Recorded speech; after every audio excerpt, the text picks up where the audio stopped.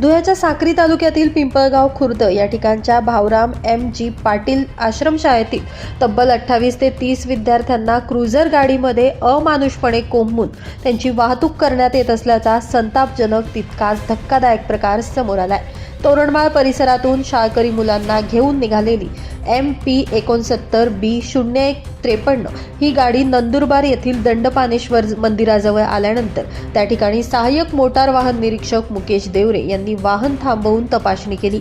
यावेळी गाडीमध्ये तब्बल 28 ते 30 शाळकरी मुलं कोंबलेल्या अवस्थेत आढळून आली।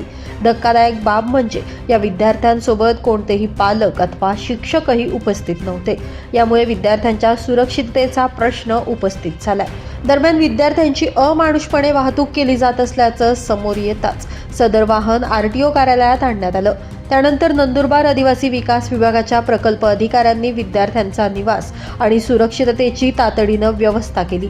संबंधित वाहन चालकावर मोटार वाहन कायदा कलम 66/192 नुसार अवैध प्रवासी वाहतुकीचा गुन्हा नोंदविण्यात आला असून क्रुझर गाडीला 90 दिवसांसाठी निलंबित करण्यात आलंय। मात्र विद्यार्थ्यांची अशी धोकादायक वाहतूक करणाऱ्या संबंधित शाळा संस्था आणि व्यवस्थापनावर देखील कारवाई केली जाणार का? या विद्यार्थ्यांना तोरणमाळ या ठिकाणी अशा प्रकारे का नेण्यात आलं होतं? विद्यार्थ्यांबरोबर पालक किंवा शिक्षक का नव्हते? यांसारखे एक ना अनेक प्रश्न या निमित्तानं उपस्थित झालेत। ब्युरो रिपोर्ट, आपला खबऱ्या न्यूज, नंदुरबार।